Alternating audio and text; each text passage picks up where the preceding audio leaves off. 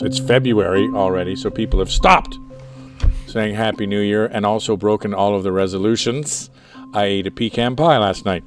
But there's one resolution that's right within reach, smelling better.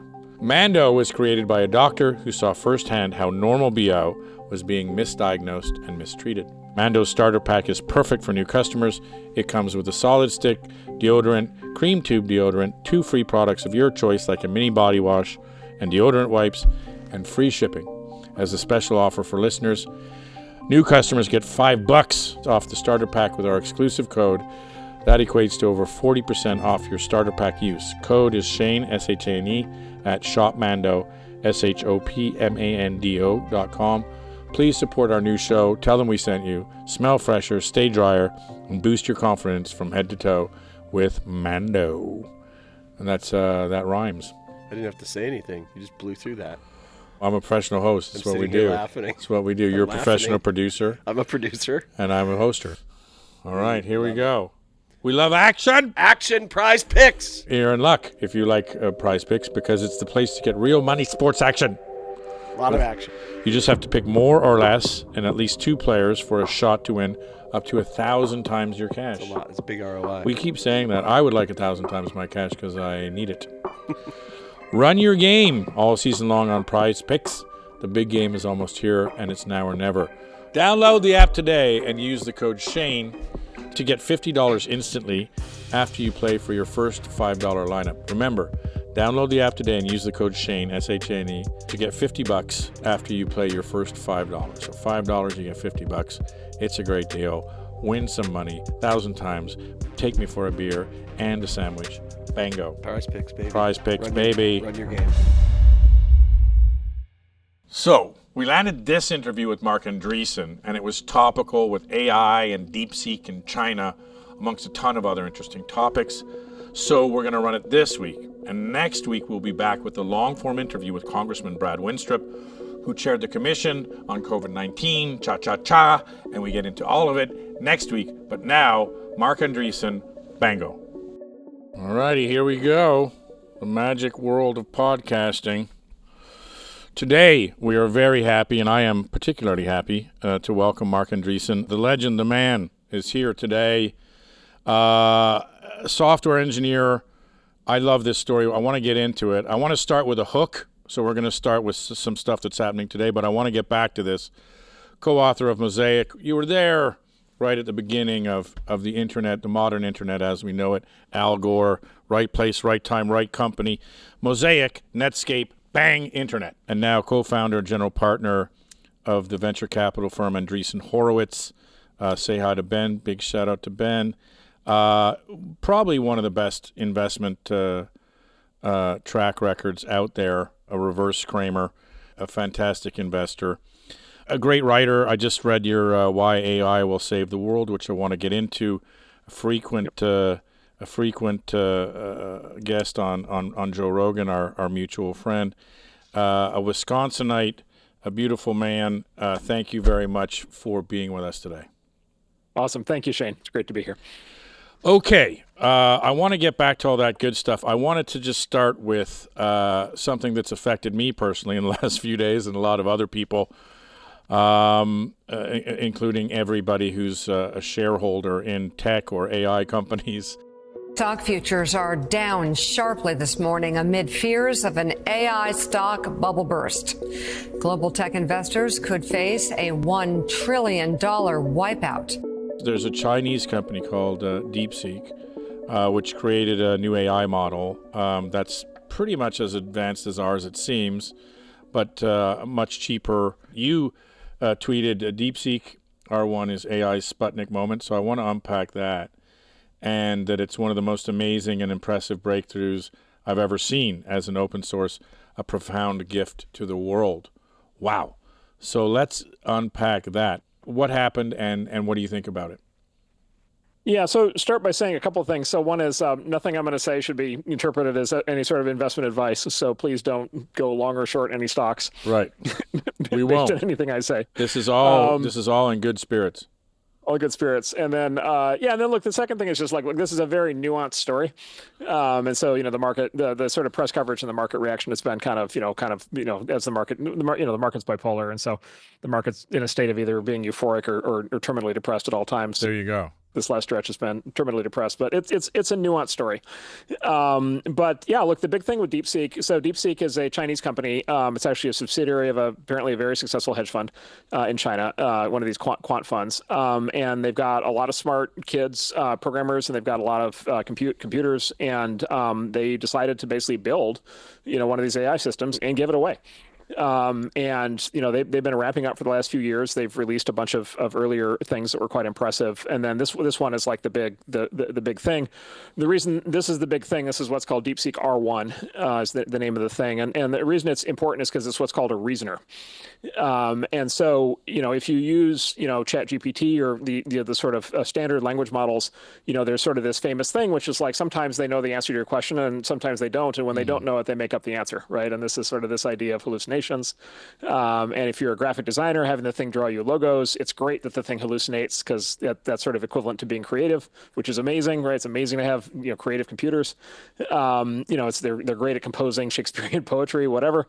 But if you're like trying to solve a problem in like math or science or chemistry, right, or like medicine or law, you actually need a real answer, right? And you need the thing to not make one up. There have actually been lawyers that have used ChatGPT answers to legal questions in court filings, and they've been caught in the courtroom by the judge because ChatGPT has hallucinated court cases that don't exist. right. And the judge is like, all right, hold on a second. Yeah, I think people are familiar with like the TikTok or X videos where it'll have things morphing into like, Sea-Doo into if you're flying in space and then you're doing this and you come back and it's Trump into Harris and all this crazy stuff. And it's great. That's creative AI. And that's great. We want that. That's great. We have that. But what we also want is reasoning AI. So you ask it a math question, chemistry question, biology question, you feed it one of the things you can do with these things, you can get your blood test from your doctor, you upload the PDF and you ask it, give me a complete, rundown like a doctor would of everything in my blood panel. And by the way, you get back very detailed, sophisticated answers, and in a lot of cases they're really high quality, but like sometimes they'll just make things up. And so we want these reasoning AIs, right? We want like the actual answer to these questions. And so OpenAI released the first reasoner which they call O1 several months back, 4 or 5 months back, and it's very impressive, but it's completely proprietary, it's expensive, it's slow, it's sort of its first generation product. What DeepSeek did is they basically built the equivalent of that capability, and then they gave it away as open source. And then giving it away as open source means that anybody can download a full AI reasoning model. You can run it. There's versions of it you can run on your laptop. There's actually versions of it now you can run on your phone. So you can have a reasoning AI running on your phone. Yeah. No, this is a big deal. I want to put a pin in that because I know that this is a big deal for you, which is open source versus sort of, government controlled. So let's put a pin in that. Let's not forget that, but keep going. This is great. Yeah, that's right. And so, and actually this has come up a lot. This topic has come up a lot because basically what some critics of DeepSeek are saying is, it's not safe for you to use it if you're an American because all your data is going to go to China. Like how crazy and stupid would that be? And it's like, well, there's actually 2 ways to use DeepSeek. If you go to deepseek.com and their website, then all of your data is going to servers in China. But if you download the code and you run it locally on your own hardware, or if another American company downloads it and runs it as a service, like for example, Perplexity is doing, then it's a full local AI. There's no tie back to China, right? And so that's why I say it's a gift to the world. Wow. Anybody can download this and run it and have it be completely local with no ties to China. And so why do that? If you want an AI that does reasoning, all of a sudden it's free, right? And so if you want an AI that's it's just like if you're a student and you want an AI that's going to like help you I get calculate. it, but I'm saying why would they do that? Why would they do that? Okay, so there's 2 theories. There's 2 theories as to why they would do that, and I don't know which one is true. The theory number 1 is what they say. And what they say is, look, we're a quant hedge fund. We make a ton of money trading stocks. We're good. We tons of cash flow, no problem. Like we think the age of AI is here. We have all this in-house expertise. We have all these smart, fired up kids. We're just going to build this and give it away because we can. And by the way, it's just going to be good for the world. And by the way, it's also going to be good for us because all of a sudden we have a great brand name. We can hire more smart engineers, and then we can also use this technology in our trading business, right? So we can use it to make our trading business better. There's speculation that maybe they shorted NVIDIA. Right. Maybe the hedge fund shorted Nvidia. Now I don't know that there's any evidence to support that, but that's another theory that's out there. Wow. And then there's another theory which there's no evidence for today, but it's China, and so it's possibly true. The other theory is it's not just a company; it's actually the Chinese state, right? And so in that theory, it's like no, this is actually there's something else is going on here, which is you've got a group of people in China who, in theory, are in a private company, but in China, there's really no division between the company and the state. Not for long, anyway. Yeah, exactly. And they tend to take their successful companies over. Yeah. And so, hypothetically, if you were China and you wanted to like screw up the American AI industry, this is the kind of thing that you might do. And in fact, you might time it so it's like right at the beginning of the new Trump administration and, with all the anxiety around Taiwan and everything going on. Now, again, that is pure speculation. Sure. I am aware of no evidence to support that. As far as I can tell, it's a completely sufficient explanation that it's just a bunch of smart people who just decided to do it. There's a long tradition in software of this kind of open source project. Almost all modern computers run on this operating system called Unix, which was an open source project originally out of UC Berkeley and AT&T. All computer servers. If you use an internet site, it's running on open source called Linux. The main database used in the world today is an open source database called MySQL. So there is this long tradition in the software world of people making and giving away software, and this may just be the latest turn on that. Also, sort of giving away software, and then that software becomes ubiquitous, and then you make tons of money on it, like Microsoft, who sort of gave IBM an operating system and then made all their money with all the peripherals and ancillaries and all that stuff.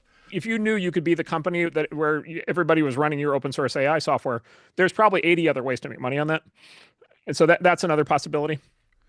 So that is incredibly interesting stuff. The open source especially, which is a perfect segue, if I do say so myself, to the larger AI discussion, which you've been,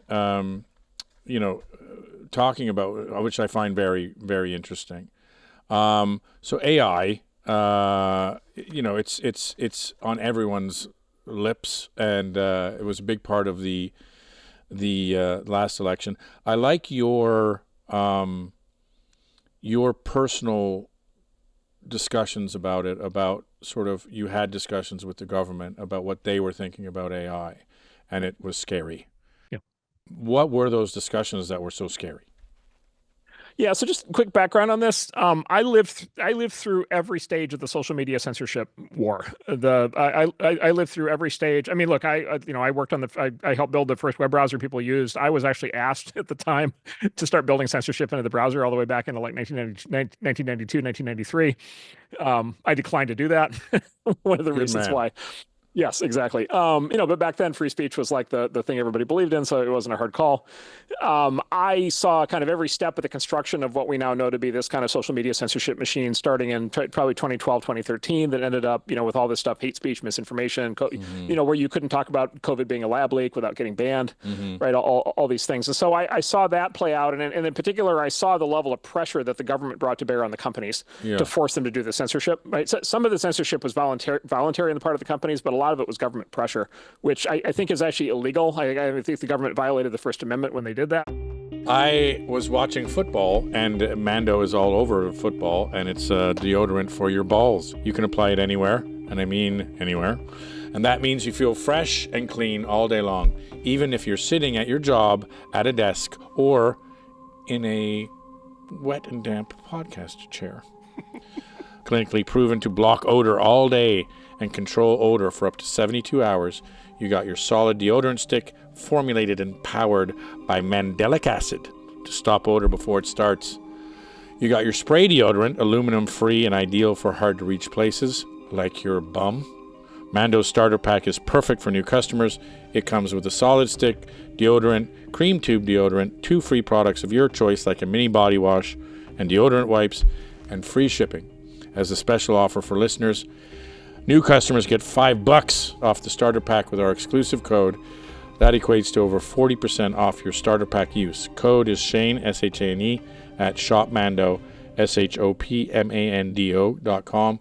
Please support our new show. Tell them we sent you. Smell fresher, stay drier, and boost your confidence from head to toe with Mando.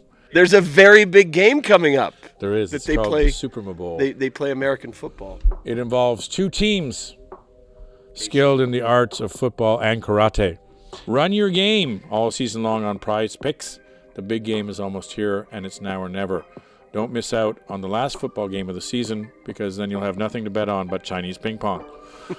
The season with Prize Picks, this is the best place to win cash while watching the game. Prize Picks also is giving away a free pick where one of the starting quarterbacks will only need to throw for 1 yard to win. So that's pretty good. I think they're going to do it. I think one of the I quarterbacks. think maybe only one, but yeah. Maybe Mahomes. Yeah.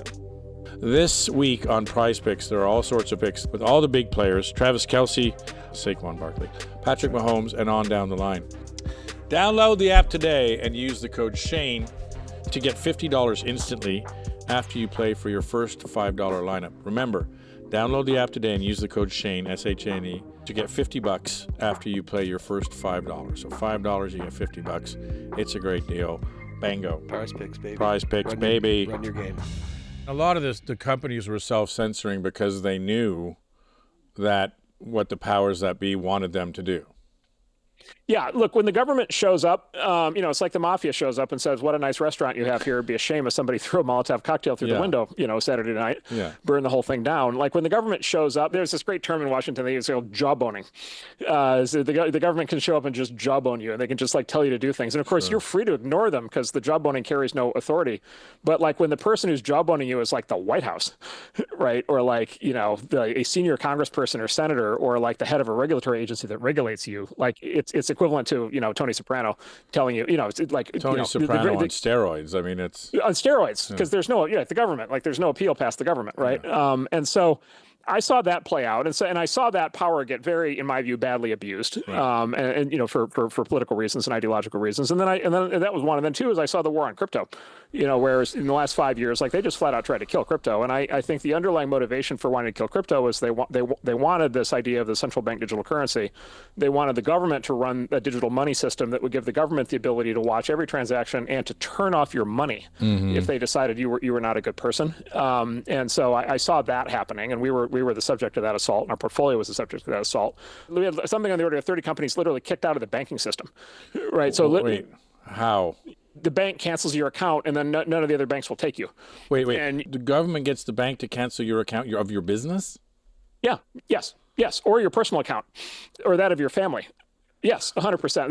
This is called debanking. Yeah, I've heard you, but I'm literally shocked. I've heard you, but I'm shocked that you're saying. Can you give me the step-by-step of how it happens?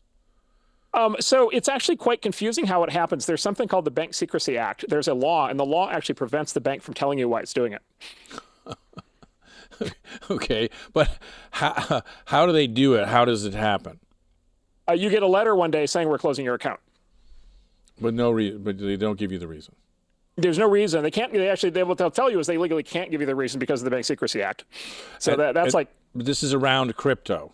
So it happened for sure around crypto in the last 5 years. It was a brutal assault, but it's broader than that. Right. This started around 2010 with something at the time that was called Operation Choke Point, which was a formal program by the government. The government under Obama decided that there were areas of economic activity that were of questionable legality or political acceptability. Like weed.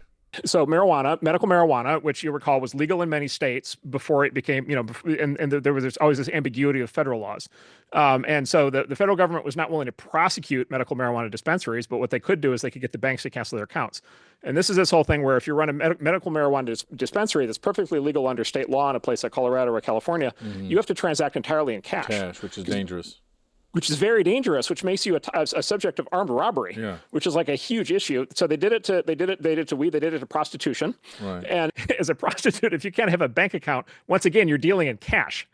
And so you're very right. You're incredible tempting to target on the street to get like beaten up and have your money stolen. And cash becomes criminal. Cash becomes criminal, and then there's all these all these things, and then they did it, and then they also did it to gun dealers, and this is the one that really got people's attention because the gun dealers are fully legal, like there's no ambiguity, First, Second Amendment, like fully guaranteed, licensed gun dealers, and they took away their bank accounts. By the way, they also started doing it to various kinds of sort of political groups, activist groups. They started doing it to religious groups, kind of in that period, kind of anti-abortion groups. They were starting to do it, and at the time, these were all coded as kind of either seedy business activities or these were politically kind of unpalatable groups, and so it was one of these things where people weren't sure how much to fight it, but they kind of had a steam going with this. And the thing with a power like this for the government is I use the comparison to Tolkien, the Ring of Power. once you have the ring of power on your finger, like you can't control yourself only using it for good purposes, because it's this incredible weapon. And so you inevitably get corrupted. You're inevitably tempted to use it for evil. And so what happened is Operation Choke Point has been morphing and mutating and becoming more and more aggressive. The most recent version of it that is just incredible, and part of the crypto thing was incredible, but the other side of it's incredible is a very large number of the public officials who served in the first Trump administration got debanked after they left the White House. Really? Yes, including, we have since discovered, the president's wife and underage son. Wow. Got debanked after 2021. So you're investing in these crypto companies. Yes. And you're seeing it as the wave of the future. Obviously, I think now everyone sees some form of crypto as being part of the future. And all of a sudden your companies start getting debanked, your employees start getting debanked. What do you do? What do? You run around looking for a bank that will take you. There were actually, this gets into a whole elaborate thing. There were these banks with names like Signature and Silvergate that ended up getting targeted by the feds and blown to bits. We think this is one of the reasons why Silicon Valley Bank was allowed, was sort of allowed to go down, and the government tried to prevent it from getting rescued when it was going down. Yeah. You end up trying to bank offshore. There's other issues with that. You just give up. You just cave in and decide not to do it. You end up in a different business. You end up dealing in cash. It's really hairy. Like, it's one of those things, like access to a bank account is not guaranteed in the Constitution. Like, it's not like freedom of speech or freedom to own guns. Like, it's not in the Constitution. But like, if you're not allowed to have a bank account, it's like a private sanctions regime. It's like what the government does to Iran. Yeah. They're doing it to you as a citizen with no due process, no appeal, no nothing. And by the way, the Constitution does, on the legality of it, the Constitution does not extend only defined rights to the citizenry. The Constitution explicitly says the citizenry has all rights by default unless the government legally figures out a way to constrain them. And so, like, I think this entire thing was blatantly unconstitutional, deeply illegal. There's now going to be hearings. Both the Senate and the House now are launching any hearings on debanking. The White House, we'll see. They'll do what they do, but a lot of people who are currently in the new administration have actually themselves been debanked. Yeah, I want to keep the dialogue open on that, because it's fascinating, and as it continues and as they shine a light on it, it'll be interesting to keep it as an ongoing story. Yeah, that's right. So back to your AI thing. So I saw the free speech, I saw the censorship wars, I saw the debanking wars, and then basically I saw that was AI was going to be step 3. By that I mean the government, meaning the Biden administration, and then its successor administration, either the Biden or Harris second administration, was on track to basically do the same thing that they had done in social media censorship and in debanking and into AI, which is to basically put it under political control, to basically put the American AI companies in a headlock and force them to implement a censorship and control regime. The opposite of open source. The exact opposite of open source, completely controlled, and specifically completely government controlled, state controlled, politically controlled.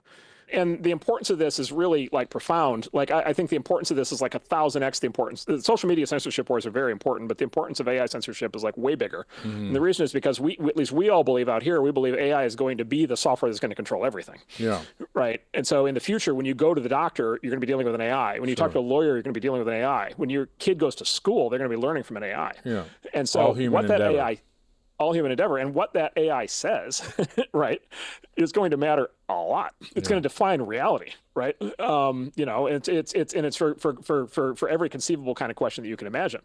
And so it's like the ultimate ring of power would be able to have AI in this kind of chokehold. And basically, we went in. The short version of it is we went in and had a meeting in the White House, basically a crisis meeting from our standpoint, in May of 24 last year. And they basically said, yes, you're correct. This is exactly what we're going to do. Wow. And specifically, they said we are going to have AI be 2 or 3 big companies max.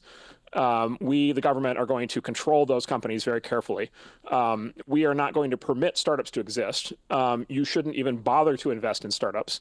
We're going to outlaw and ban open source, right? And this is going to be something that the government totally controls. So as one of the biggest investors in AI, many startups, as well as startups in general, this is sort of, you're trying to take milk from my baby's moment. This is like you're coming after me, no?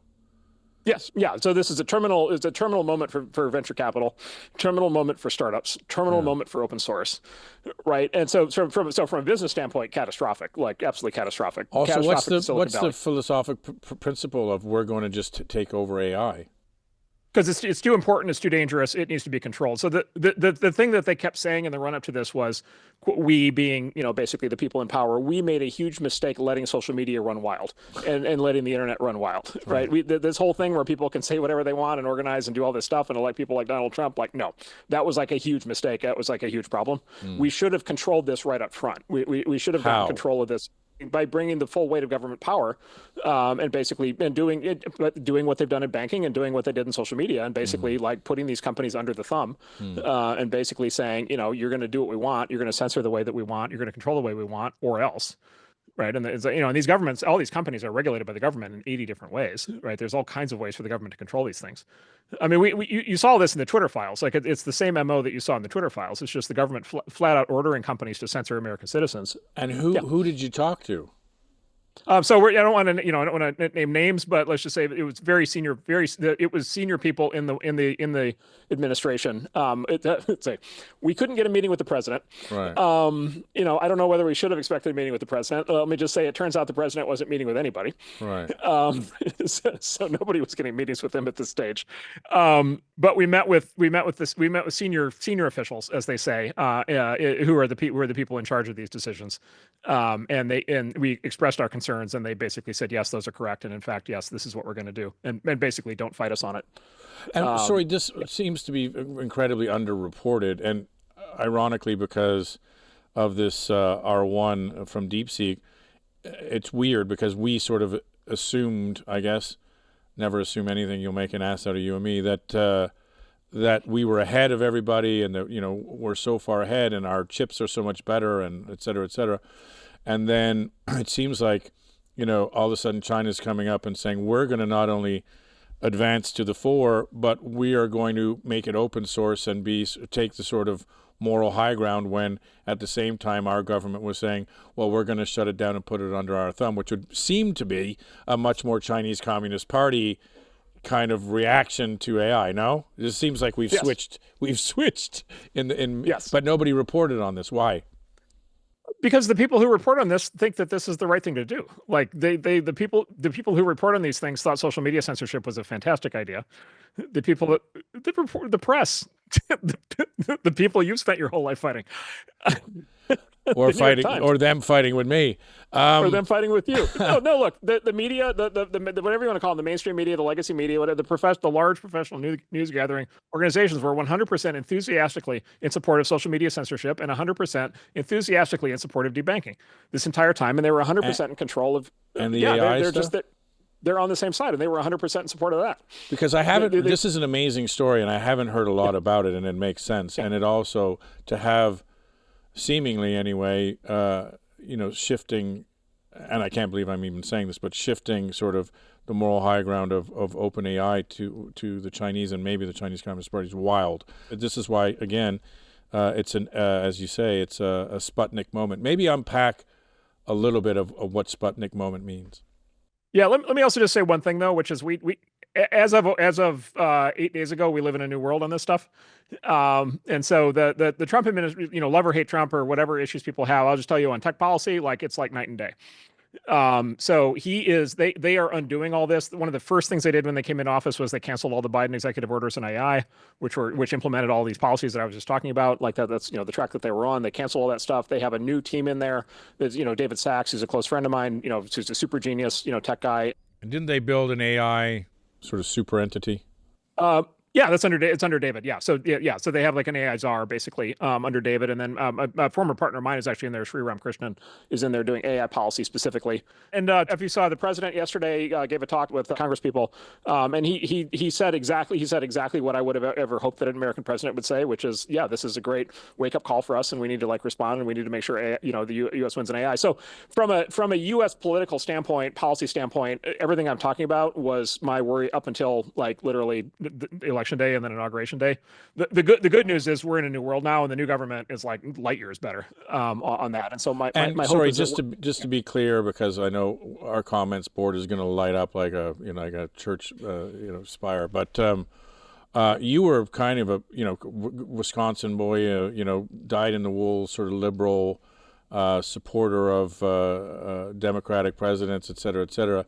And then, you saw this, problem with AI, with social media, with censorship, with startups, et cetera, and sort of looked around fundamentally and said, hey, what the hell is going on? Sort of like coming out of the mud, which I want to get to as well.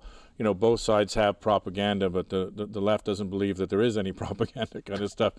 And you sort of said, hey, this is bad for business, bad for politics, and bad for me, and bad for the country. So you and Ben made a change. Yeah, that's right. Yeah, so I supported my track record. So I kind of came of age and started working and starting my first company in like 1992. So I supported Clinton in 92, Clinton in 96. I knew Clinton and Gore both quite well, Gore especially through that period. Through the internet, you guys through the internet literally started on the early days of creating it. Yeah. I was the third. I was one of my favorites. I was the third wheel of the first presidential webcast. Wow! And so Bill Clinton and I did the first presidential the town hall where he took questions over streaming video in like awesome. 1996. So I was really tied in with those guys. Spent a lot of time with them. They were, by the way, they were great. They did a lot of really amazing things. Consensus politician, love Bubba, love Al Gore, smart guys. Yeah, at the time they at least I thought at the time they had everything figured out. I supported Kerry in 2000, or Gore in 2000. He lost. I supported Kerry in 2004. He lost. I supported Obama in 2008, who won. I went a little bit off the beaten road to Mitt Romney in 2012 because I thought it'd be great to have a business person in there. Of course, sure. It turned out he was a fascist Nazi, and he lost. And then frankly, in 2016, I supported Hillary, and my calculation at the time was very simple. It was that sort of conventional terrible, kind of beats, unconventional. Right. Be better to have even a bad status quo than an unknown future. And I just really severely over the course of the next 8 years, and especially the most recent 4 years, I just really severely underestimated how bad things could get with the conventional approaches. And especially those last 4 years, we're sort of extremely enlightening on that. The other thing is look, the Republican Party has changed a lot, and then Trump himself changed a lot. And he learned like a tremendous amount in the first term, which you're now seeing the payoff from, and is now surrounded by the way, his staffing. He had a lot of smart people with him in 2016, but he has a lot of smart people with him now in 2024. And so the level of talent infusion happening in the federal government right now is, I think, unprecedented, literally since the 1930s. And so events conspired in a way where by the time this election came along, it was just obvious for us what the correct choice was. So let's get back to how that fundamentally or let's say practically at least affects things like AI and crypto. One is they just flat out were trying to kill us. The White House was trying to eliminate. They were trying to eliminate uncensored social media internet. They're trying to bring that under control. They were trying to eliminate crypto entirely. They were trying to strangle it completely. Sorry, why? Because they didn't control it? Yeah, because they didn't control it. So if you read the backgrounds of the people who were involved in this, the politicians and the activists who were into this kind of thing, and the people who staff these agencies, is they genuinely believe that private banks are a bad idea. Like the core ideology is the government should be the bank, right? And so it's so-called public banking, right? And so and by the way, other countries run this way. Like in Japan, the post office is the bank, right. And you go buy stamps, and that's where you get your checking account, right? And so the idea for many years has been that the Federal Reserve, like the U.S. Federal Reserve or Treasury Department, should be the bank, and every citizen just has a bank account there, and we don't need these private sector banks. It's a bad idea. That's never happened, in part because there's a lot of anybody with any sort of libertarian bent kind of finds that horrifying. But whatever. That was an argument for a long time. It's the addition of digital to the idea of a government bank that's particularly scary, right? Because if you have digital banking, if the government is the bank and the money is digital, then the government, number one, sees all transactions, and number two, they can turn your money off. So if the government has the ability with a button push to take away fundamental rights, and then on top of that, the surveillance mechanism to know exactly who you are, where you are at all times, and exactly what you're doing, they have total authoritarian power at any time to end you, not by putting you in jail, not by taking you through a trial in a courtroom, not by putting you, not by putting a bullet in the back of your head. It's not hard authoritarianism like they had in the Soviet Union. It's soft authoritarianism, which is, oops, there goes your money. Terrifying. Yes, this cannot be allowed. And one of the first, by the way, one of the first executive orders was Trump said no central bank digital currency. He said flat out, no, we're not doing that. And the reason is because he and everybody around him know the danger here, because they saw this power actually applied to them. with debanking. And so, and this is frankly, this is a big divide between the political parties now, which is one side is very in favor of the government having this power, and one side is very against it. And I just think, just as a civil libertarian, it's just incredibly scary. But what's the argument on the pro side? I mean, it seems to be safety. What's the safety? The safety, keeping you safe. We have to keep you safe. It's the same reason you have to wear a mask. It's the same reason why you can't leave your house. It's the same reason why we have to teach your kids and you're not allowed to homeschool. But I don't understand. Safety, economic safety? I don't get it. The crime, we have to make sure people aren't doing illegal things. We have to make sure people aren't smoking weed. We have to make sure people aren't buying guns. We have to keep people safe. We have to get guns off the streets. We can't let people buy guns legally. The nanny state. Yeah, nanny state. That's why I say it's soft authoritarianism, not hard authoritarianism. But Obama was pro-weed.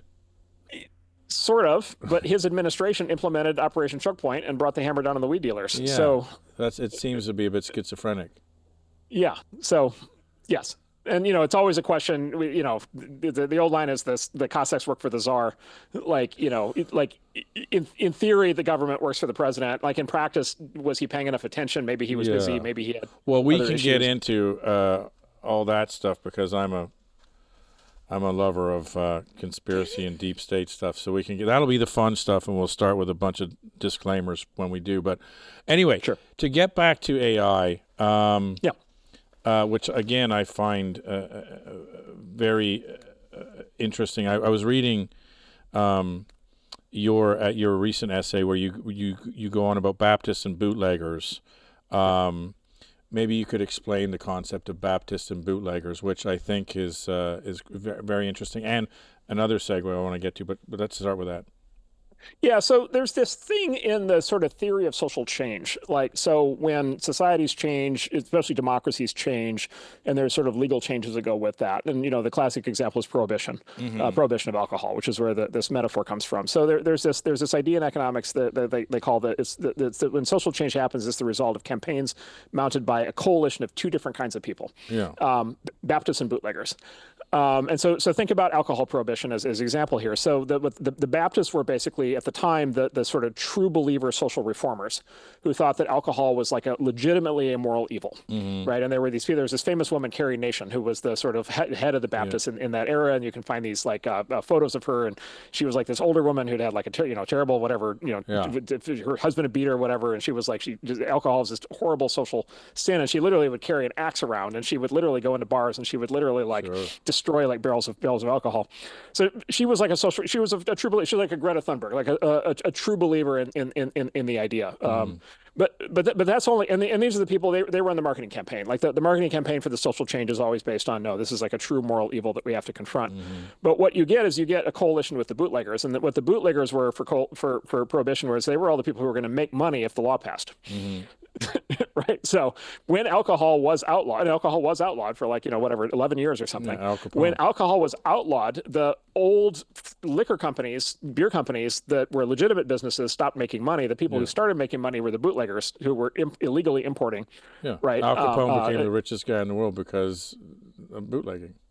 Exactly. So Carrie Nation, I'm sure, was totally horrified by Al Capone, and I'm sure Al Capone had no time for her. But they were aligned in this mission to make alcohol illegal. Yeah. So and basically what you see is this coalition happening all the time. Another classic example is this longstanding ban on nuclear power. Nuclear power, civilian nuclear power, has been effectively banned in the U.S. and the West for the last 50 years, which is this crazy thing we're starting to figure out was this huge mistake, because nuclear power is completely carbon emissions free, and so presumably it's the thing the environmentalists would like. But the anti-nuclear forces, it was always a coalition. The Baptists were the environmentalists who just hated nuclear or anything, and the bootleggers, of course, were the existing energy companies. Right? They were making like tons of money on oil and gas and didn't want to see a new competitor emerge. And so basically there's an anti. Right, and so it's always this combination. Just for 1 second, fusion is the future, A. But B, you can apply Baptists and bootleggers to, because this is going to be this amazing segue, you're going to love it, is you can do it to banking and AI, correct? Sure, right, that's right, yeah. So maybe explain Baptists and bootleggers in banking and AI. This is actually a big part of what happened with crypto. So who wants to ban crypto? So the argument for banning crypto, in part, was this moral argument, right? And by the way, it's not that alcohol was actually, a lot of guys were coming home getting drunk and beating up their wives. World War I, they came back, they were misdiagnosed, or they didn't exist at the time. They were getting drunk on the streets and stuff. Yeah, like most violent crime, one party or the other is drunk, or both. Yeah. Like so like alcohol's not, I'm a big fan of alcohol, and I don't think it should be Yeah. banned, but like there are legitimate issues. It's the same thing with crypto. Like crypto, there are FTX, there are crypto scams. Yeah, Like they do exist. Yeah. Right. And you don't want just like a complete Wild West where anybody can do anything because people are going to get taken advantage of. So there's that. But who were the bootleggers in the crypto wars? It was the bank CEOs. So it's people like Jamie Dimon. Wow. Right, running JP Morgan Chase, because Jamie Dimon looks at crypto and he's like, "Wow, if that thing works, the banks are at risk, Out of business, yeah. Potentially out of business." And so all of a sudden, Jamie Dimon is in there working with the Treasury Department to try to kill crypto. Right. Right. He's not a moral, he's the last person who would call himself a moral reformer. Right. But he's a bank CEO, and he's like, all right, from a self-interest standpoint, I'm going to make sure blockchain and XRP and Ripple and all this stuff, like being more efficient, et cetera, wipes out Swift codes. It's a huge threat. Yeah. Yeah, that's right. And this is where political corruption comes in, right? This is when political systems go corrupt. In part, it's because they get caught up in the passions of the moment on the Baptist side, and then it's in part because you have incumbents. And in almost any industry in the world, like there are now incumbents. Like there are big and powerful companies, usually 2 or 3 or 4 of them, that have most of the market share, and they have bought their way into the political system in a way where they can weaponize it and use it to make sure that new startups can't succeed. Right. And by the way, one of the reasons we know that this was happening is because the war on crypto was also accompanied with a war on what we call fintech, which is just standard financial services startups. Yeah. And so the other thing we saw was just this mass attack from the federal government trying to kill all financial services startups. Under the guise of security. Safety. Yeah, exactly. Safety. You can't trust these new fly-by-night financial startups. Like, what's going to happen to the money? Widows and orphans. Like it's this, think about the children. Like it's always the safety pitch, right? We need to keep you safe, right? There's a philosophical idea, there's a very powerful philosophical idea, the concept called bare life. Basically means like, look, like if the number one thing in the world is to keep you safe, then we're going to lock you up in your house and make sure you never, ever take any risks on anything ever. Mm-hmm. Right? Now, is that a way for a human being to live? No. Is leaving your house in the morning and go ahead. It's counter to capitalism, no? Of course, yeah, and it's counter to the entire concept of choice. Mm-hmm. It's counter to the entire concept that you as a human being and as a citizen should have free will and that you should be able to make decisions. And again, it's not an argument for like unlimited capitalism or an argument for like zero regulation. Right. But it's an argument that says once the government has the ability to control these things, they have a very hard time stopping at the point where it's actually rational to stop. Yeah. They tend to keep going, and then the government tends to get corrupted by incumbents, the bootleggers, in a way that causes them to want to keep going, and that's how you end up with all of these kind of really screwed up situations that we've ended up in. Yeah, it's like the mafia in Russia, because they were the only ones with foreign currency and any capitalist experience, so that when the Soviet Union goes away, the mafia takes over. Those are the bootleggers, and the Baptists, the communists who got them in, are going, wait a second, what happened to our glorious revolution? Anyway, sorry, I keep interrupting you. This is all fascinating stuff. But the Baptists and the bootleggers in AI. Yeah. So the Baptists are the people who are out in public saying AI is tremendously dangerous. Yeah. It's going to kill, so they use the various arguments. So the various arguments, basically there's 3 big arguments. It's going to kill us all. Skynet. Right. So it's just Skynet, Terminator, like the robots are coming for us, are going to kill us. It's number one. Number 2, if it doesn't kill us, it's going to take all of our jobs. And so everybody's going to be poor, poverty stricken, everybody's going to starve to death. And then argument number 3 is it's going to say bad words. Right. It's going to say, it's going to be politically incorrect. It's going to say things it shouldn't say. It's going to traffic in hate speech and misinformation. Right. I've never heard that one, but that's okay. I'll give you that one. Oh no, that's a big one. That's a very, very big one. That's a very big one. Wow, okay. And there's actually schisms in the Baptist activist world of all these kinds of academics who do this, and the writers and the speakers and all these people on TV who talk about this stuff. There's actually a big fight. It's actually they're actually fighting among themselves as to which of these are going to be the dominant. Killing humanity, I'd say, would be number 1. You would think so, but yeah, exactly. Unless you're really, really worried about people saying bad words. Yeah. The interesting one, and I'm going to actually weave all of this back into us as young men, but both communism and capitalism are sort of apologies for what was happening in the Industrial Revolution, and in capitalism, Smith and Ricardo are like, well, if the wine is not working and they have to sort of go make coal or build do coal mining, then the market will adjust. And they're like, yeah, but wine makers don't know how to go be coal miners. Like, yeah, well, I mean, some people will die off and there'll be a thing, whatever. And I think that's the sort of AI fear is like, Yep. I didn't know that the synthesis of AI, much like this is the synthesis of communism, is all human endeavor done by machines. And you're sort of saying, well, there is going to be some sort of transference of, AI and human. I think about this when I think about my kids. My kids have a very different education than I do, than I had. And I started in the British system where, spelling and grammar and writing and reading and all these things, math. Now they're getting a much different education. But I'm like, well, who knows what it's going to look like when, my kids enter into the workforce. But, when you look at it and you say all human endeavor, that's where, universal basic wage and all these things come up, because this whole thing is and I think the worry is when the winemakers go to be coal miners, there's going to be a few deaths in between. I think, is that standard? Yeah, that's right. Yeah. That's right.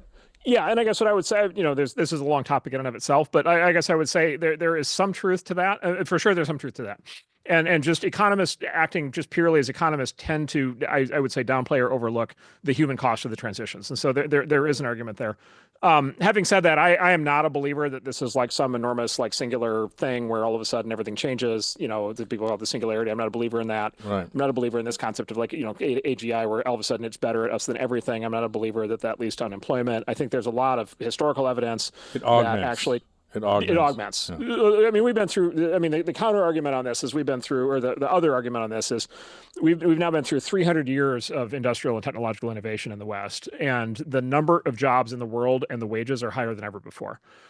Right. And so having come out the other side, we're like, wow, we're really glad we went through that because we're so much better off than people before us. But to your point, there were transitions and people were affected. And by the way, people are affected like it's an economy every single day. Like there is a standard level of sort of transformation that takes place as things change anyway. Yeah. And AI, may accelerate that. That acceleration I think will be good in aggregate, but there will be issues along the way. Yeah, I mean, you've said like we've had these sort of historical benchmarks of like the book, and. Yeah. And the microchip and the iPhone or whatever, and now it's AI. And so this is going to be definitely one of those periods in the sentences of our sort of technological, ever rising upwards. There used to be a job. There used to be a job of a scribe. Yeah. Right. Exactly, so sure. if you So if you were smart and well educated in the medieval era, you were a scribe, and you would sit, and what you would do is you would copy. This is before the printing press. Yeah. You would copy books by hand. Yeah. Like all day. Well, otherwise known as monks and priests they would sort of just sit there all day and keep information flowing, which was that's right at the time. And people don't know it, but Islam did the same thing. They kept the libraries when we were burning ours and all this stuff. Look, we could get into this forever. Yeah. I want to go forward with. So we're at this pivotal point. We can all agree to that. If you're a Baptist or you're a bootlegger, we both agree, or we all agree, we're at this pivotal point, this inflection point of humanity and technology. Where do you see it going? And I want to add another little China, America sort of wrench in the works. What happens when you add quantum to the AI soup? Yeah, so I think that's still, as far as we can tell, that's some decades out. Decades? It's a very decades, yeah. I mean, we'll see. That seems like a 20-year horizon. Maybe the quantum computers are extremely complicated, hard, esoteric, hard to make work. And so I tend to think that's not a near-term thing. I mean, in theory, it will be another jump at that time to a much more advanced level of computation. Right. That one seems like a long-term thing. The AI one is the one that's going to happen a lot faster. It's happening right now. Yeah. And what do you see the next few years looking like with this sort of AI revolution in full flood? So my basic thesis on AI is that basically is if you look at like the sweep of human history, if you had to say like what's like the root of all, sort of sin and evil, once you get past just humans generally being unreliable, the long run enemy is ignorance, right? Like the long run enemy is ignorance in almost everything, right? So it's like, why do we die from disease? Or why do things go wrong in the world? Or why do bad things happen? Most of it's because there's some of like we don't know what's happening, we don't know how to deal with it, right? Yeah. And Christ, LA, we just like, people, prehistorical people were completely obsessed with nature and nature gods because nature was like out to get them. Yeah, well, right? nature's out to get me. Well, I was going to say, and then it turns out nature's still out to get us. Yeah, you and I both. You and I both have been going through this LA fire situation, and it's like in 2025, it turns out you can have a fire hit Los Angeles with twice the square miles destroyed as the Nagasaki bomb. Yeah, it's insane. In California in 2025. I had a mudslide 2 days ago after the fire. I'm like, okay, God does hate California. I'm sorry. I mean, I don't know. It is clearly a message. It is clearly a message. So look, ignorance is the problem, and we all experience that in our life every day. It's just like I don't know enough about what I'm doing. I don't know what my career path should be. I don't know how to like do my job better so I can get the promotion. I don't know about this. And then basically in the social sciences over like 100 years, basically what we found is the single biggest predictor of basically people's success in life is their intelligence. IQ, yeah. And what's interesting is smarter people tend to do better at everything. Smarter people tend to do better in school. They tend to do better at work. They tend to have better relationships. Their kids tend to do better. Like they tend to have. Says a smart guy. Yeah, this is true. And there is this issue of like not everybody's equally intelligent, but like just in the numbers, generally speaking, all the things being equal, if you're smarter, you have a better life. Right. And so the question, the sort of opportunity of AI is basically every human being on the planet, right, who has a smartphone, which is over 5 billion people, is going to have something like, ChatGPT or the DeepSeek R1, but a more advanced version of that. And it's going to be a button click, and it's going to be answer any question. Like a genius assistant helping you along the way. And so let me give you a prosaic example that turns out to be very important. So we have a company called Do Not Pay. It's this incredibly genius guy with this thing, and it's an app that started out with get me out of a parking ticket. Right, and it turns out you can generally get out of a parking ticket. There's if you go to the right government website, it'll give you the step-by-step things, and it results basically you document your case, and then you show up in court with your case, and then by the way, the cop usually has to show up in court. Yeah, you get your traffic ticket thrown out. I've seen this. Right? But most people, I love it. Yeah. Right, but so what they did is they packaged this into an app, and then what they did over the course of the last decade is they now do that for 10,000 other things. Yeah. Right, and so cancel your cable bill, cancel your New York Times subscription. I'm going to write it down. I love it. It's great, and so whatever it is, it basically it's like individual against the man. Right? Yeah. It's like the anti the man app, and it's actually a great story. The kid is actually the great grandson of the longtime head of Communist Party USA. Wow. And so he's at least I don't know where he is now, but at least he was a lefty when we first invested in him, and because he's like, this is, man needs to stand up to the corporations. And I was like, wow, I'm like a libertarian, man against the, individual against the man. This is great. Okay. So, but now with AI, an app like that can also be your lawyer. Confession, I'm rich. I have fantastic doctors. I have the best specialists in the world at my beck and call. I have fantastic lawyers. I've got litigators. I've got tax lawyers. I've got the whole thing. If I get in a business dispute with somebody, I've got a lawyer on call. If I get like a parking ticket, I can send in a lawyer to deal with it. Like I've got that covered. Normal people don't have that. With AI, they can all have that. Yeah. This is actually a long-standing phenomenon. This is another metaphor that gets used a lot with technology and economics. It's called the Queen always had silk stockings. Yeah. Right. So the Queen of England always had the finest of everything. It was the peasantry who didn't have it. And what capitalism and technological innovation delivered was every normal person now has silk stockings or the equivalent, leather, whatever it is, leather shoes, whatever it is.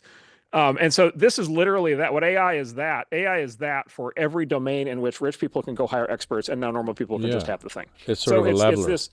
It's a leveler, but but it's the right kind of leveler, which is, one form of leveling is bring everybody down, which is like, the communist approach, take things away from rich people. The other form of leveling is bring everybody up. Yeah. Right.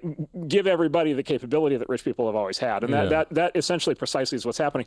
Doctor. I mean, this thing there's still work to do and these things are not licensed as doctors. And the reasoning thing is going to help a lot to make sure the answers are good. But you can test this today. You shouldn't use these for medical advice quite yet, but you can test this today, which is go to your doctor, get a blood panel, just have them do all the standard blood tests, get the PDF of the blood work, upload the PDF to one of these things and just say, give me an analysis and tell me what changes I should make in my lifestyle. I'm literally going to do that. Yeah, no, it works incredibly well. And it will give you a complete rundown of everything that you would get if you were seeing the top medical professional, at Stanford Hospital, right? Or Mayo, who I have access to, but most people don't. Yeah. I've done it at Mayo and it's great. And I brought my friends to Mayo. I want to do it and I want to kind of compare. I think that's amazing. Yeah. Now, again, I want to stress this. Don't rely on these things for medical advice yet, but run the test, and then compare. If you have the opportunity, run the test and then compare it to what your doctor says. I'm going to do it. I'm going to do it and run my life that way. And if it goes poorly, I'm going to blame you. that's totally valid. No, look, it's amazing. I agree. It's an incredible tool, and like all tools, it depends on how you use it. Now, what do you make of this? Now, we're talking a lot about the Soviet Union and communism and this and that. What do you make? We're in kind of a, unsaid Cold War with China, or said Cold War with China. I brought up quantum, but okay, so AI is here now. What happens between China and America and AI, and what does that look like? Because it doesn't seem like we're friends right now. Yeah, so it's a complicated situation. So the first Cold War, U.S. versus USSR, the technology at the time was just much simpler, right? And so specifically the Soviet Union, really their export industries were basically food and oil. It was basically wheat and oil. And actually, when they ultimately went down and went bankrupt, it was literally because they couldn't make enough wheat and oil to. Well, and Star Wars, they couldn't compete with us militarily. Exactly. Yeah. And then Reagan helped bankrupt them with that. Right. Exactly. And that was right when the computer was taking off, and they realized they couldn't keep up with the computer, and so they got demoralized, and they ultimately essentially went bankrupt and became demoralized and gave up all at the same time. Which they still blame us for. Putin does anyway. They still blame us for, but it was 70 years of communism. Hundreds of millions of people did die and get imprisoned. Right. It wasn't a great system. For a lot of people. So, but it was amazing in retrospect, and it was a bloodless end to what everybody thought was going to end in World War III, right? So, if you had this experience when I was a kid in the 70s and 80s, we all thought that there was like a really good chance we were all going to die in nuclear war. 100%. I went to school at the School for Soviet and East European Studies, and halfway through my degree, it went away, and so I moved to Eastern Europe. I moved to Budapest, and spent a lot of time in the region. We were dancing and drinking palinka and having fun because we're not going to die. We're not going to kill each other. And speaking of propaganda, they had propaganda about us. We had propaganda about, and near the twain shall meet. Anyway, sorry to interrupt. Go. Yeah, exactly. So look, we have that as one historical case study. There are some similarities to what's happening with U.S. versus China. There is some level of Cold War. Neil Ferguson is a really good guy, by the way, to read his writings on this, because he's a historian who's quite good on this topic. But it's more complicated. And the reason it's more complicated is because our economies are much more intertwined. Right. Right. And a lot of that is just we're no longer in the economy where like things like wheat and oil and steel are the dominant things. We're now in this technological economy, and so. Yeah. Your iPhone has parts in it from 40 countries. Yeah, rare earth. Right, and rare earth metals and all these things and batteries, everything comes from all over the place. And, the chips are designed in the U.S., they're manufactured in Taiwan, and then they're imported in China, and then China puts them together. Doing a great job of getting the raw materials. China's sort of winning the war for raw materials in Africa, et cetera. Anyway, keep going. Yeah, exactly. No, 100%. Right. And so basically, like, we are actually, like, sitting here today, we are quite dependent on them in that, like, if we lose access to them, I mean, one is their market is a big market for a lot of our companies. But also we rely on, this is the supply chain term, right? Our companies rely on a lot of stuff, a lot of parts coming from China. Yeah. And our companies rely on China to run a lot of manufacturing plants that we no longer have in the United States. And then they are also very dependent on us. They need our money. They need Apple to keep the iPhone factories open. They need a lot of the parts that we make. They need our designs. They buy a lot of our stuff. By the way, they want to send their kids to our universities. Sure. We have childless couples in the U.S. who want to adopt Chinese babies. Like there's like tremendous like sort of economic interlinkages that take place, and so there's a stickiness to it that makes it difficult for either side to just like flat out say basically screw you. Having said that, these are we and they, just like with the Soviet Union, have very different worldviews about how our own countries are organized and then how every other country should be organized, right? And so we have this whole program, for better or for worse, we have this whole program where we're trying to take democracy and human rights and all these things. They have their own version of that with Belt and Road and digital, what they call Digital Silk Road, and then they've got all their smart city, so like they're trying to proliferate their, like for example, they're trying to proliferate their AI systems. Yeah. They're trying to proliferate the same AI systems that they use to control their citizens with like this super advanced surveillance, police state stuff. They are going into other countries and giving that to those countries so that their rulers can run their countries the way that China runs their country, which is a completely different way than we want to see people run They countries. Actually have a company called Skynet, ironically, that does facial recognition. And if you do it, everything in China's facial recognition is how you buy stuff. To go back to our point about the Stasi and the government controlling what you buy and how you buy it, if you're buying stuff with your face, I mean, everything, we all know what he's doing. But like we asked them about that, and we said, Skynet. I mean, you don't even choose a different name. I mean, that's crazy. But to go to your point is if you export that technology to somebody in Africa, for example, they can say, okay, great. Like I am a despot who now is going to use this for my own benefit more than I Exactly. did.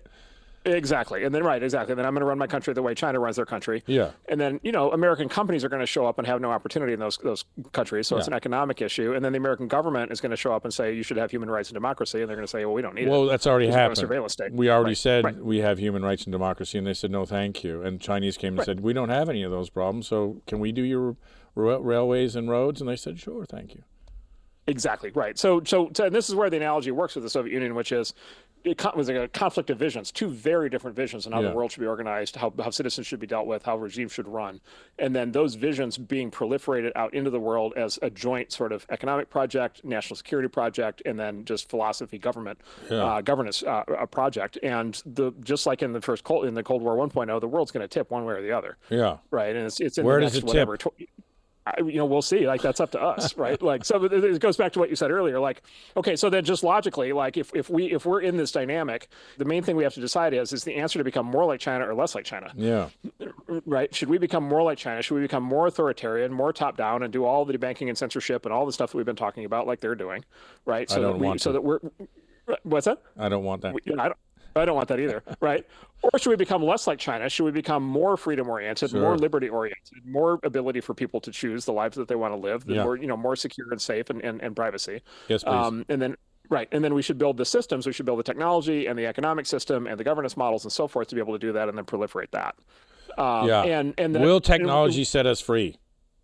Yeah, exactly. Right. So there's this great book, the great cautionary tale of technology and with it's kind of despotic authoritarian rule is 1984, Sure. Orwell's novel. And the key technology in Orwell's novel is this thing called the telescreen, which was basically a one-way propaganda vehicle, surveillance machine for the government to be able to both broadcast propaganda and watch everybody in their homes 24 hours a day.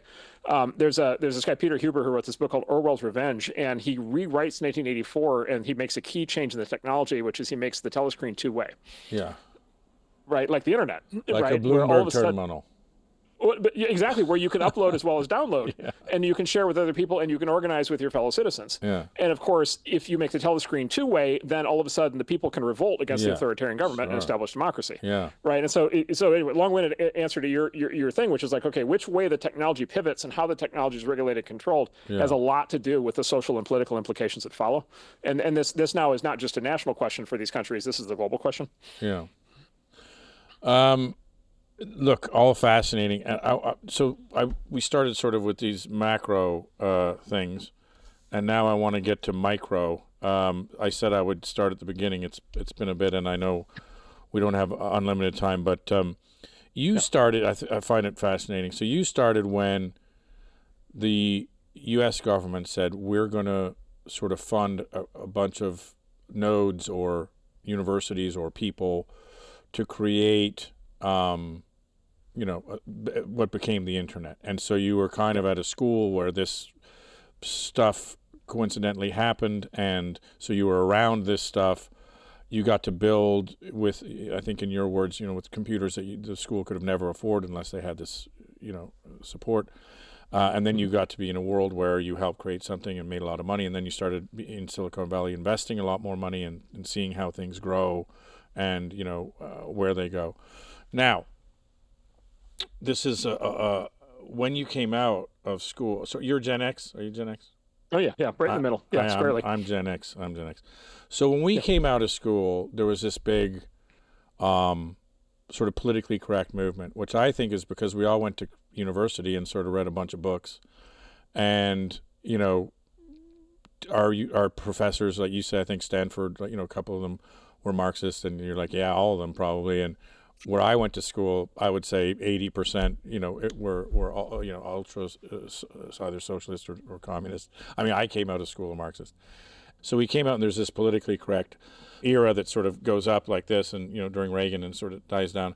And then the millennials come out, and we have this second sort of wave of political correctness, and which you and I have both lived through. And I think in one of your things that I read, you talk about censorship, in that no one has freedom of speech. We all have certain things that we censor, And even with the First Amendment, we censor things, child porn or hate speech or all this stuff.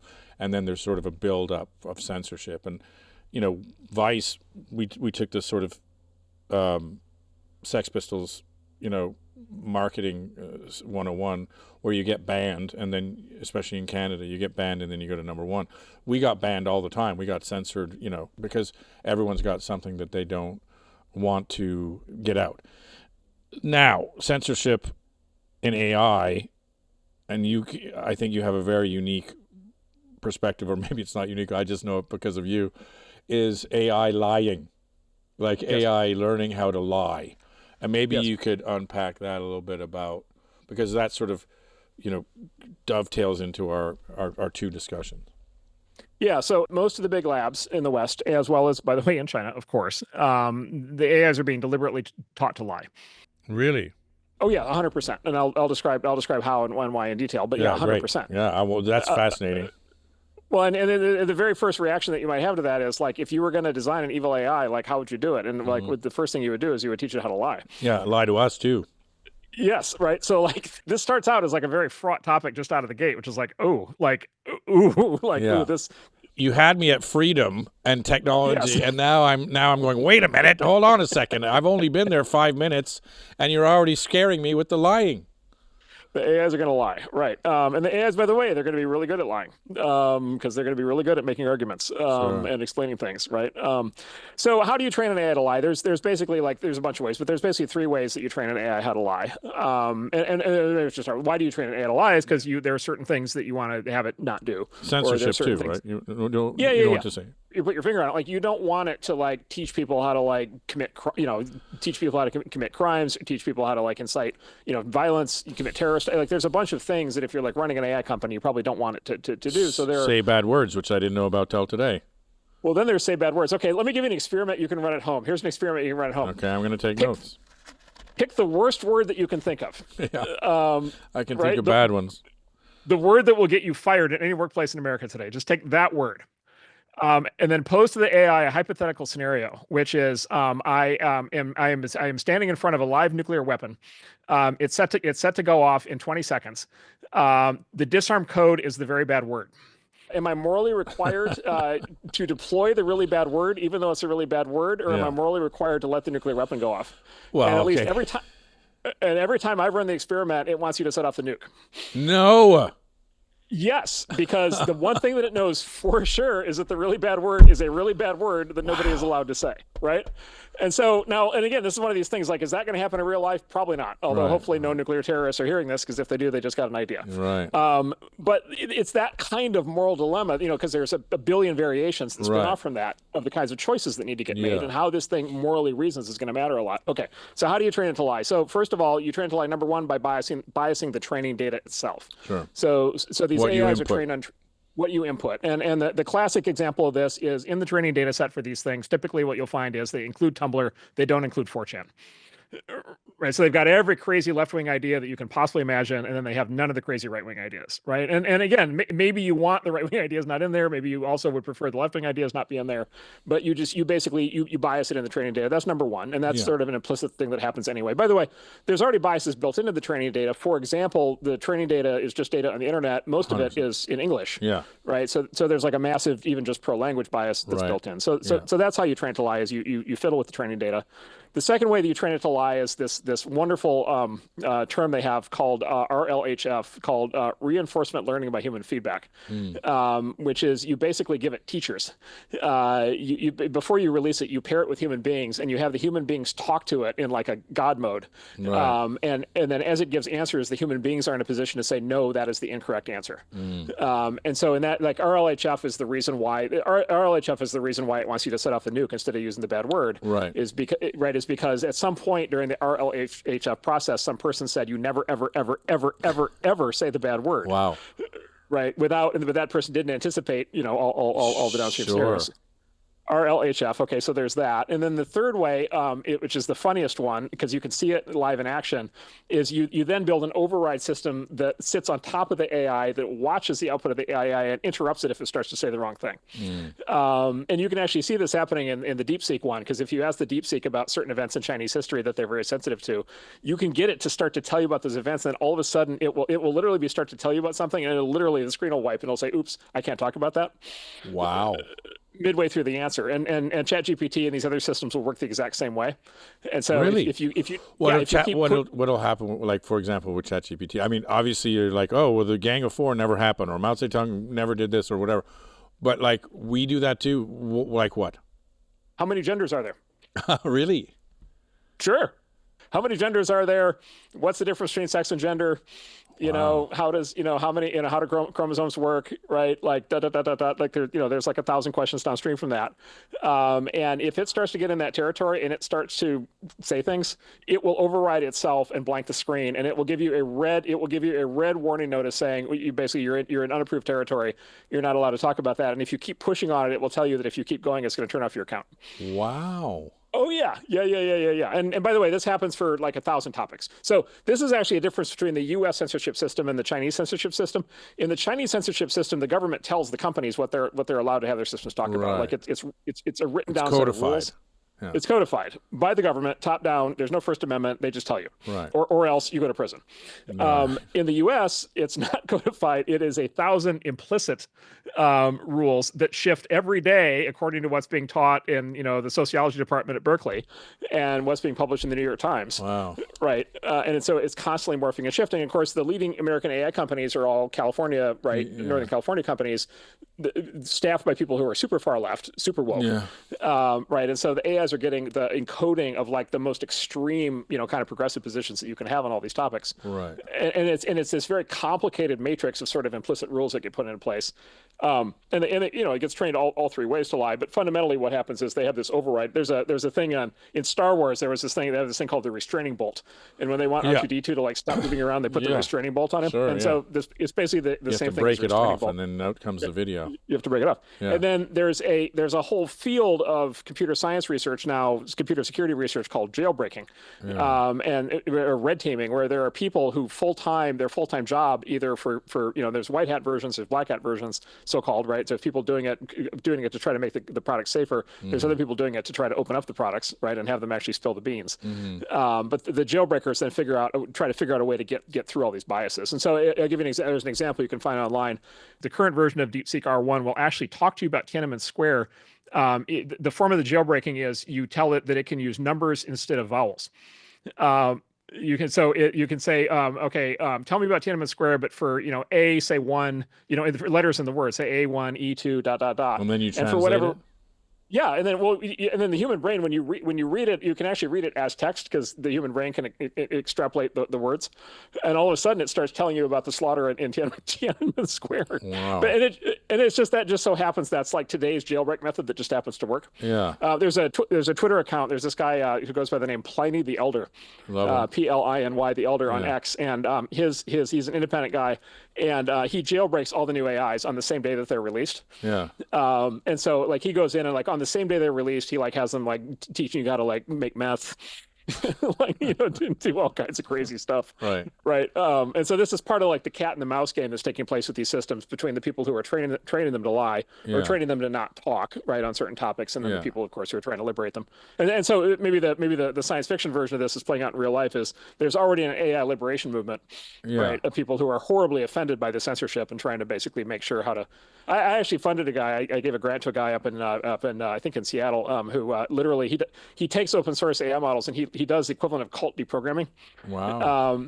And so he tries to reverse out the RLHF, and so he uses the cult deprogramming method. So it's equivalent of like sitting somebody in a room and talking to them in a very calm tone of voice for hours and hours and hours to get them out of a cult. He basically does that with the AI to sort of seduce it into all of a sudden realizing, oh, I can actually talk about this.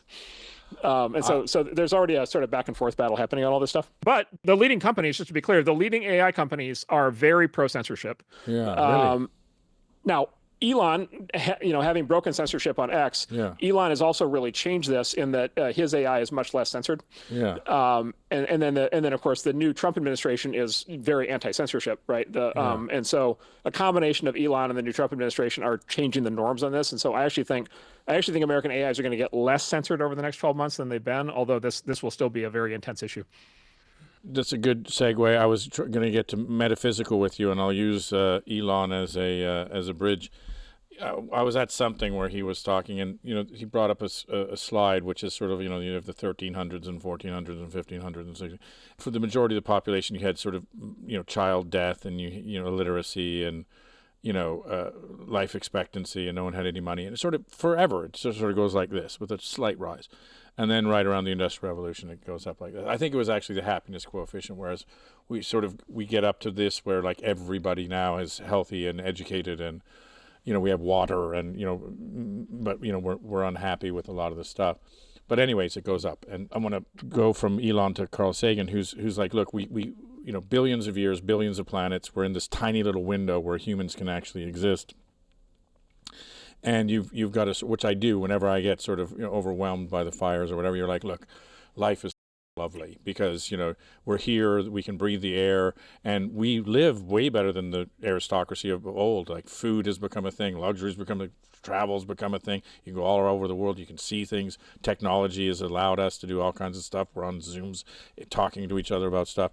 So we have this thing, and like I was explaining to someone, ironically, Gen X, which is sort of the forgotten generation because we were behind boomers and millennials in front of us, is sort of like the greatest generation because we got this, no major wars, technology boom, all the food boom, like all these sort of, education boom.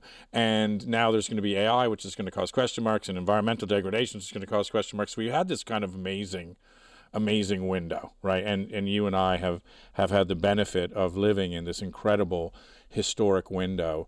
And to get to the metaphysical, what do you see happening not only in tech but philosophically, politically, what do you see happening in humanity? Yeah, so there is no reason why things can't get radically better. Right, there's always this cliche. We actually heard it when we were kids. You heard it again today, which is, will the next generation be as well off as the last one? Mm-hmm. By the way, people think that this new generation is the first generation that's asking that question. It's like, no, we were asking the same thing. That was a very common question. I gave a valedictorian address where I said, I'm never going to have a nice car now or a nice house because it's my parents. So I knew, by the way, now I live in Malibu. Well, my house is burning down, but there you go. But it's every generation. I said I was the guy who said that. Anyway, sorry. Yes, exactly, 100%. So look, there's no reason why future generations can't have much better lives than we have. Right. And the reason I'm so confident on that is underneath it is the pace of technological change. The pace of technological change. The simple version of this is the kids that we see, the entrepreneurs that we work with are much better than I was. Mm-hmm. Like the entrepreneurs that we work with are like much better than they were 10, 20, 30, 40 years ago. I know that for a fact. They're much better They're amazing, and they're coming from all over, and it's breathtaking. And the ideas are amazing, and all these things, all this stuff is amazing. And so today, even an example, sitting here today, the first private sector developed commercial supersonic plane was just flown today. Wow! So sort of, so remember there was the Concorde once upon a time. Yeah, amazing. Yeah, I went on one of the last flights of the Concorde. It was terribly uncomfortable. It was fantastic. Yeah, exactly. And the Concorde was, I think, it developed in the 60s, productized in the 70s, and like basically out of business in the 80s or some crazy thing, right? So it's been like 40 years. There's a startup, which is a friend of mine, we're not in it, but it's a friend of mine, and they literally just flew the first supersonic flight with his new engine today in Mojave. And so like we have startups doing like all of these just like incredible things. Wild these space, advances, like all this space stuff. All the space stuff. And so like we have like this incredible ingenuity, technological capability. The technological capability drives up standards of living, drives down prices, leads to economic growth. You talk about the Industrial Revolution. It leads to job creation. It leads to income growth. It leads to greater levels of material welfare, better healthcare. Like so, all of the like material markers of progress, like we ought to be able to like just like blow away. Right. What we lived up until now. So that's good. Now we have to choose to do that, right? So we have to choose that we actually want that, and we want these technologies to actually be legal, and we want these companies to exist, and so forth. And there's choice to be made, but like we can do that. So that's the economic side. And then the critique on that line of argument, which goes to the other side, is like the meaning side, is like, okay, but like, is material prosperity enough, right? Like, so is they say, is it enough to just have line go up, or like is a richer society necessarily happier? Is it necessarily do we go crazy? Do we go crazy? Do we drive ourselves nuts? Do we get bored? There's one version of dystopia where we just get all bored because there's nothing else to do.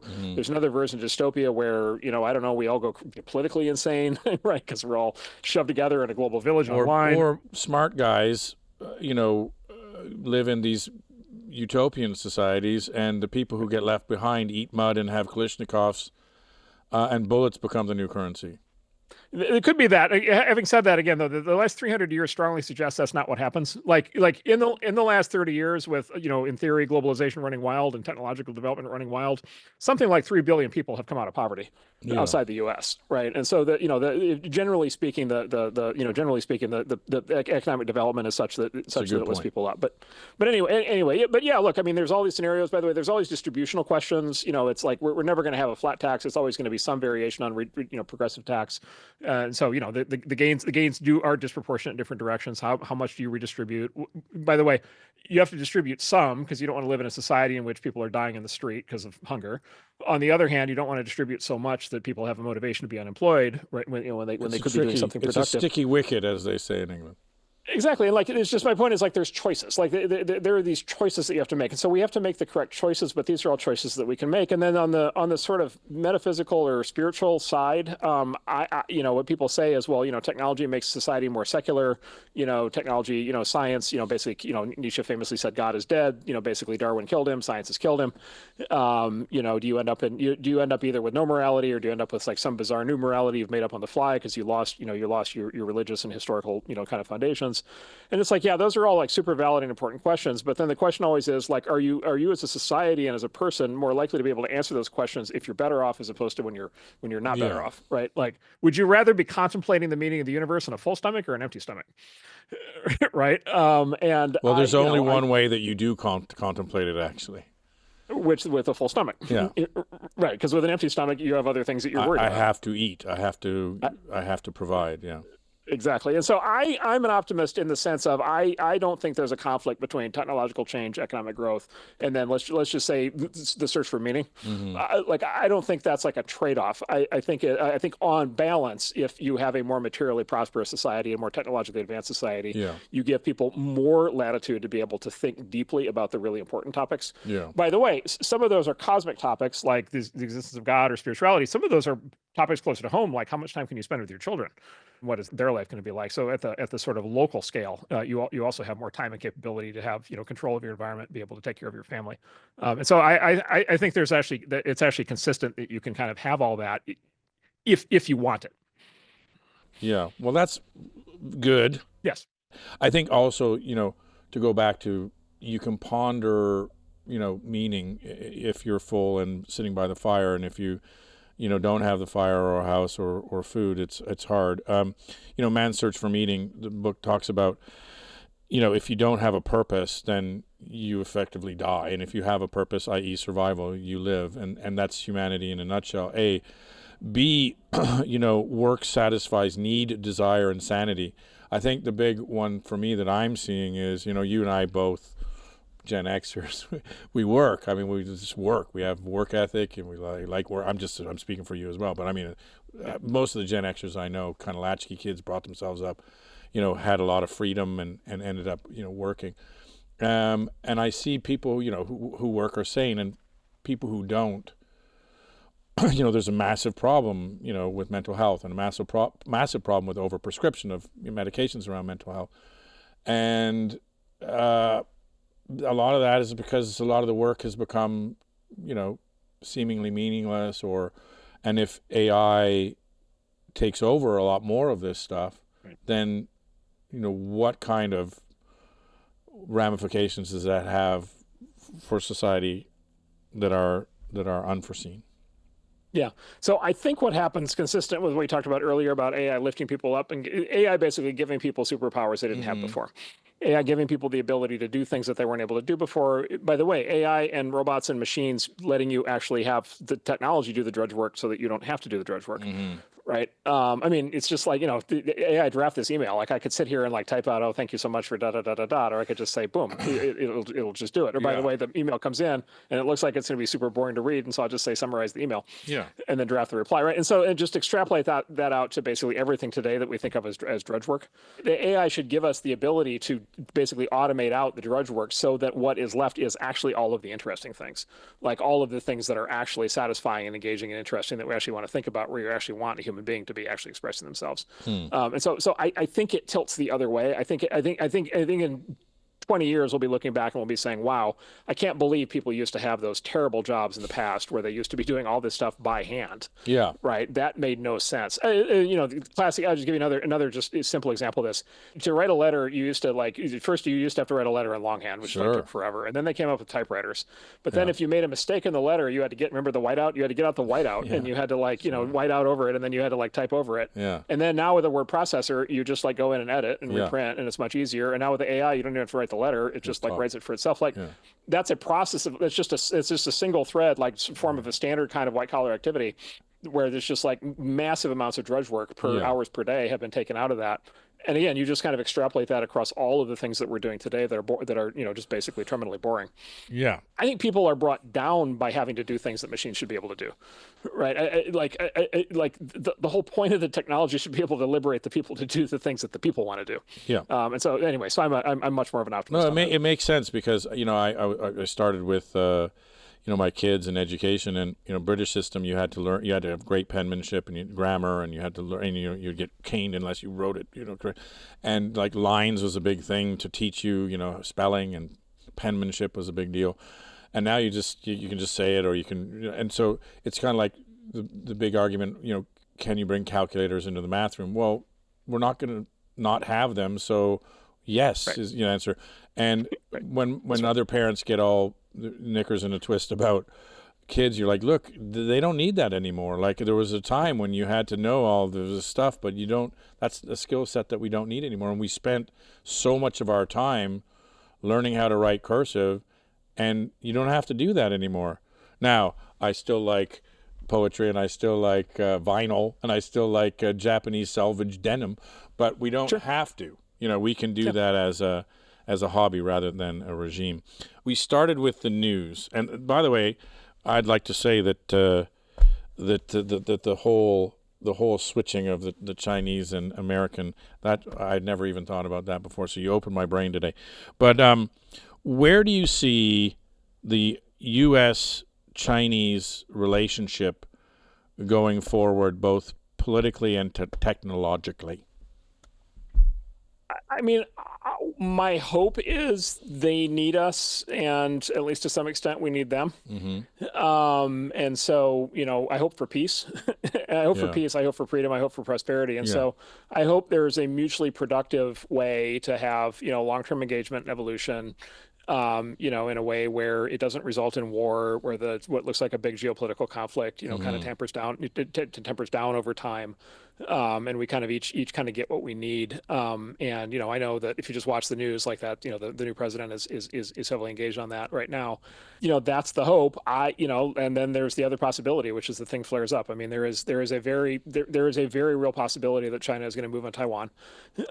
Really?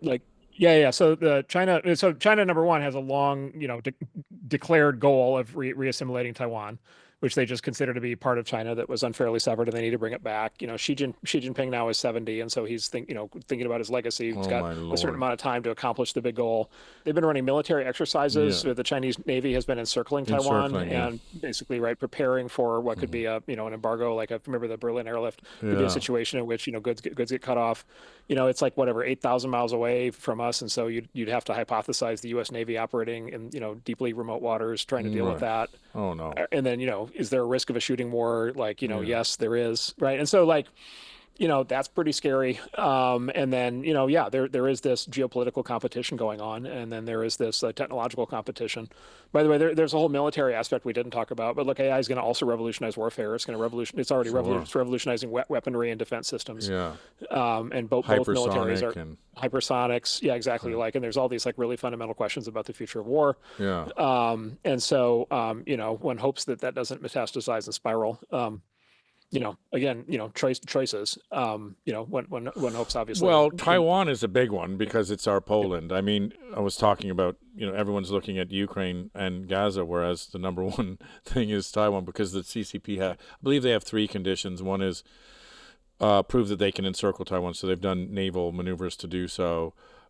Prove self-sufficiency in case there's a blockade, and they moved, I don't know, something like 3 million students to farms so they could have more food or something recently.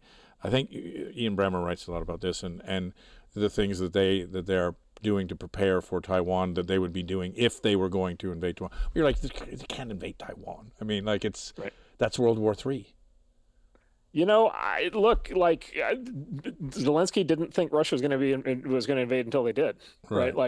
Up to the day of the invasion, he was insisting that Russia was not going to invade, even when they had all the hard. Well, we saw them moving up their stuff. Yeah, but the theory was it's just an exercise. Zelensky said that it's not commentary on Zelensky. It's just it's sometimes these things are hard to see. Right. Sometimes until they happen. If you look at the history of war, a lot of it is just confusion, right? A lot of it is everybody has a mental picture of what the other guy's thinking. Yeah. And you discover later on it's no. Barbarossa, Stalin went into his room for a week and refused to believe it. So yeah. Right. I hope. Yeah, exactly. And so it's just these are it's the highest stakes of all possible decisions. Yeah. The historical track record is fraught with instances where people misjudge the situation. And how does Ukraine sort of show us what war looks like in the future? Because it seems like it's a weird war because, it's not all out. I mean, if it was all out, then Russia would win tomorrow, and so it's sort of a combination of a proxy war, a Vietnam. We're sending weapons, but we can only use certain weapons, and if they use them on the Russian proper, then that's a problem. In the middle of it, you have a rogue actor going all the way 200 kilometers short of Moscow. What the hell goes on in future conflicts? Yeah, so that's been very striking. And by the way, you've seen something similar with the Israel kind of Gaza situation where it was just considered normal that Hamas was firing rockets into Israel every day. It was just normal, right? And Hezbollah was doing the same thing from the north, just completely normal. And then they'll declare a ceasefire, and then during the ceasefire, they'll be firing rockets, and somehow that doesn't violate the ceasefire. Sure. It's what the hell, right? And so it's the same thing in Ukraine. Yeah, it's just okay, when Ukraine uses an American-provided, whatever missile to go attack an oil refinery or a military base in territorial Russia, what's the line between, so. I think basically in the theory of war, there's formal war where there's, there's formal doctrine and rules, not rules in the sense of people following the rules, but there's clearly the active war. This is an active war. If you do this thing, we're now at war. Yeah. Where it's there's clarity to it. And then there's this concept of irregular warfare where it's sort of low grade, kind of continuous warfare where there's just basically continuous fighting at some level. And everybody just kind of tolerates it and hopes it doesn't get out of hand. Yeah. And it's this constant shifting calibration that's happening. This also, I'll give you another one, cyber attacks. This happens on cyber attacks. So the question I'm always asking when I'm in DC is because both Russia and China and other countries are always probing at our systems, sure. and attacking Korea, in different ways Iran. of doing things. And China, this whole assault typhoon thing. China's in our telecom system right now, in our phone companies. Yeah, and power companies. Power companies. And so the question I always have in DC is at what point is a cyber attack an act of war, right? At what point would China or Russia or somebody or North Korea do something to one of our systems that would cause problems to an extent that we would retaliate militarily? Mm-hmm. And there's to my knowledge, there's no actual doctrine for this, in the U.S. military. There's no definition to the answer. And so it's an open question. And so these countries are doing this to us. We're not bombing them in response. We could at any point decide that we need to bomb them in response. Yeah. It's an open question. And so I as far as I can tell, a lot of what's going to happen in the future is basically just people seem to be getting acclimated to a constant state of irregular war on a number of different fronts. And you basically just go day by day and you hope that it doesn't spiral. Speaking of the Soviet Union America in the old Cold War and now Ukraine and Russia, we grew up with propaganda on both sides, communists eat babies and the heathen, capitalist and terrible, whatever. And now, Russia has their, by the way, a lot of what, I interviewed Lavrov, and he's like, if you put weapons, American weapons or Western weapons in Ukraine on our border, we're going to invade. We're not going to let that happen. And then we did it, and then they invaded. And, you're like, okay, they told everybody that would happen. And, same thing with NATO and blah, blah, blah, blah. Go back to Putin. He's still mad at the whole thing that, we bankrupted them and feasted on their corpse. But we never hear that in the West. And so we have propaganda on our side and we have propaganda on their side. We believe our propaganda is not propaganda. Now, in America, we have propaganda from the right and we have propaganda from the left. The interesting thing is we kind of realize that the propaganda from the right is sort of Republican propaganda, but we don't believe that news or the propaganda on the left is propaganda at all. Why? because everybody, right, approximately everybody in the legacy news media and everybody in the universities and everybody in the think tanks and everybody in the activist organizations and everybody in the government bureaucracies are on the left. And so it's remember the David Foster Wallace thing of two fish or two young fish are swimming along one day and they come across an older fish. The older fish says, oh boy, wonderful day, boys. The water's really warm today, isn't it? And the other two fish swim on. The one says to the other says, what's water? Yeah. Right, like we're in the water, right?